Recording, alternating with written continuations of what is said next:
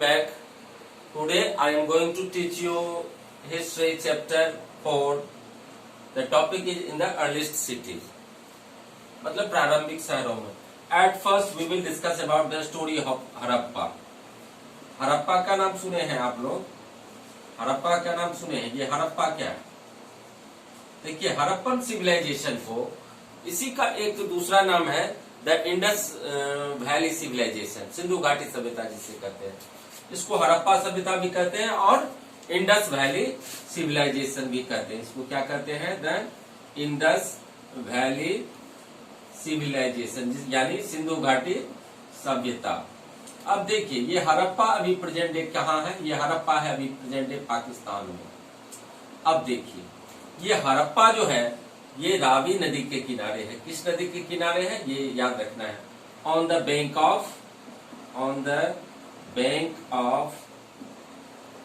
Of Ravi river. और मोहनजोदारो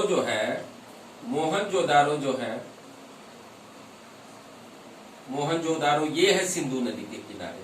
ऐसा नहीं कि हड़प्पा सभ्यता सिंधु घाटी सभ्यता है तो हड़प्पा सिंधु नदी के किनारे होगा, ऐसी बात नहीं. हड़प्पा रावी नदी के किनारे है और मोहनजोदारो ये सिंधु नदी के किनारे है. इतना क्लियर है. अब देखिए, हड़प्पा की कहानी क्या है. एक समय जब रेल ट्रैक बिछाई जा रही थी इंडिया में, तो उस समय इंजीनियरों को ब्रिक्स चाहिए था जो कि पटरी पर बिछाया जा सके.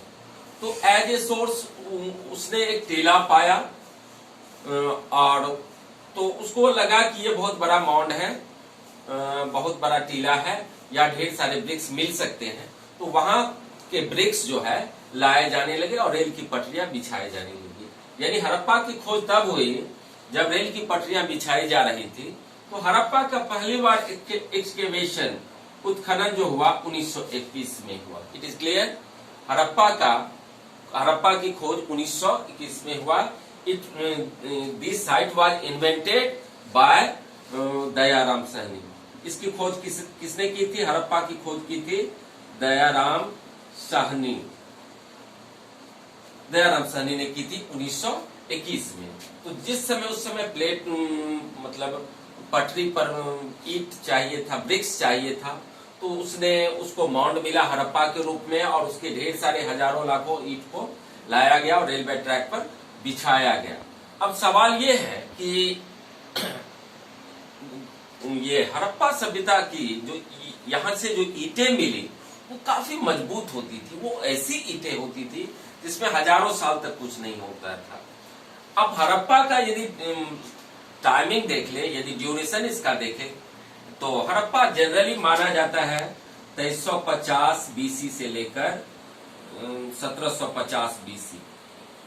1750 बीसी यानी इतने समय ये हड़प्पा का स्टैंडर्ड टाइम है. अलग अलग विद्वानों ने अपनी अलग अलग राय रखी है, लेकिन हड़प्पा जनरली 2350 से 1750 बीसी का जो है वो हड़प्पा सभ्यता डेवलप हुआ. हड़प्पा सभ्यता में ढेर सारे शहर. हड़प्पा जनरली जो है हड़प्पा सभ्यता जितने भी मिले हैं वो 3 देश में मिले हैं. इंडिया में, पाकिस्तान में और उसके बाद अफगानिस्तान में.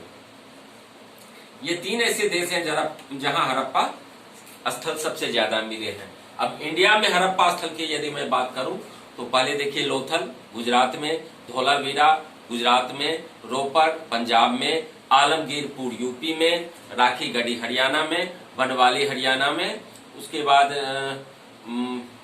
राजस्थान में कालीबंगा. तो ढेर सारे स्थल मिले हैं इंडिया में, पाकिस्तान में, अफगानिस्तान. ये 3 मेन ऐसे देश हैं जहां हड़प्पा सभ्यता के मैक्सिमम स्थल मिले हैं. अब कहां से क्या मिला है ये हम जानते हैं.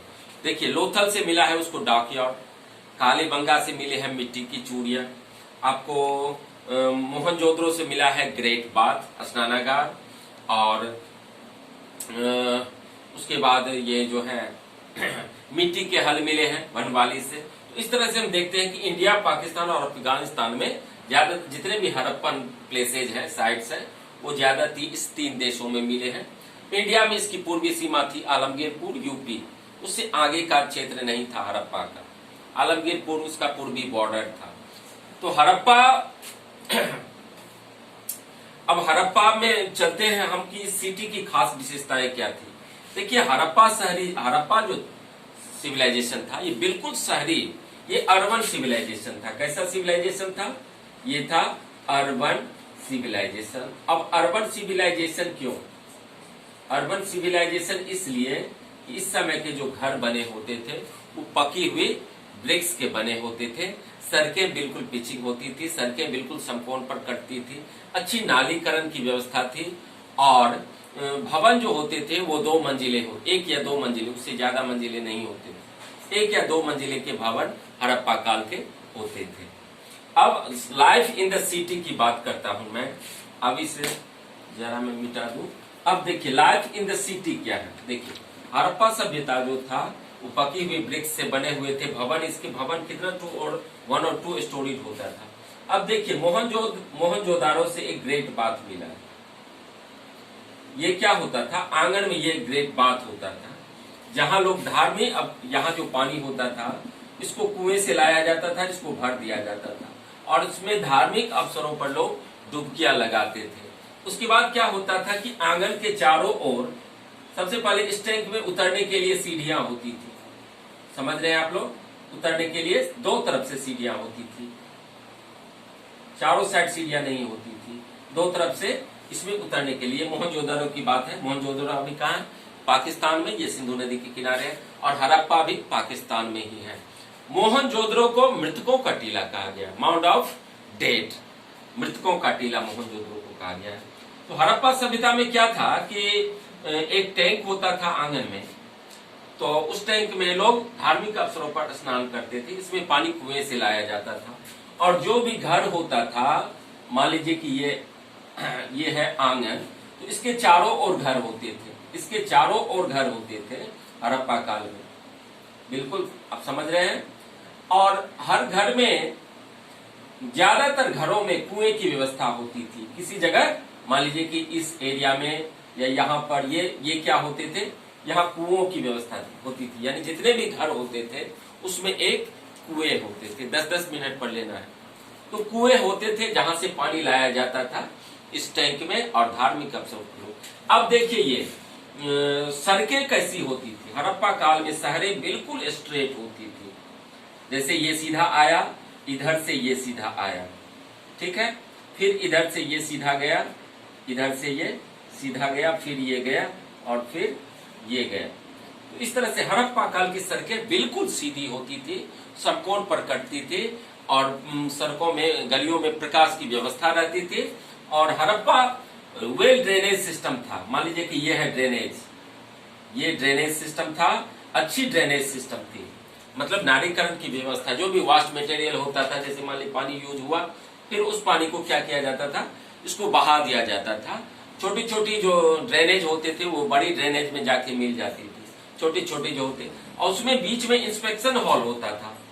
इंस्पेक्शन हॉल क्यों होता था? मान लीजिए कि ये नाली है, ये नाली है, ड्रेनेज है, तो बीच में इंस्पेक्शन हॉल होता था। ऐसा इसलिए होता था, वैसे तो जनरली ये नाली स्लोप होता था जिसमें पानी जमता नहीं था कहीं, लेकिन इनकेस यदि जम जाता था तो बीच बीच में उस इंस्पेक्शन हॉल के जरिए नाली को साफ कर दिया जाता था और पानी बाहर निकल जाता था। अब हड़प्पावासी देखिए, हड़प्पा एक शहरी सभ्यता थी, लेकिन ये मातृ प्रधान सभ्यता थी। इसमें माता का रोल अहम होता था। ज्यादातर मामलों में माता पिता दोनों मिलकर डिसाइड करते थे क्या करना है, नहीं करना। तो हड़प्पावासी शांति प्रिय भी थे। अब हड़प्पावासियों का यदि हम घर बनाने का जो पैटर्न था उस समय, वो था इंटरलॉकिंग पैटर्न। अब इंटरलॉकिंग पैटर्न क्या होता है? देखिए, यदि कोई ब्रिक्स इस तरह से रखा जाता था, एक होता था कि हॉरिजॉन्टली ब्रिक्स रखा गया, फिर उस पर क्या होता था, वर्टिकली ब्रिक्स रखा जाता था, और फिर उस पर फिर हॉरिजॉन्टली ब्रिक्स रखा जाता था। इस तरह से इंटरलॉकिंग पैटर्न में घर बनाए जाते थे, और ये घर काफी मजबूत होती थी। इतना समझ रहे हैं? तो अब देखिए कि in some cities special buildings were constructed on the citadel. Harappa 2 part में बटा हुआ था। हड़प्पा जो था ये 2 पार्ट में, हड़प्पा शहर जो था वो 2 पार्ट में बटा हुआ था। उसको मैं अभी बता देता हूँ आपको। देखिए, एक था पूर्वी भाग। पूर्वी भाग जो था वो बड़ा तो था। टाइम हो गया। मैं फिर नेक्स्ट वीडियो में मिलता हूँ, तब तक के लिए बाय।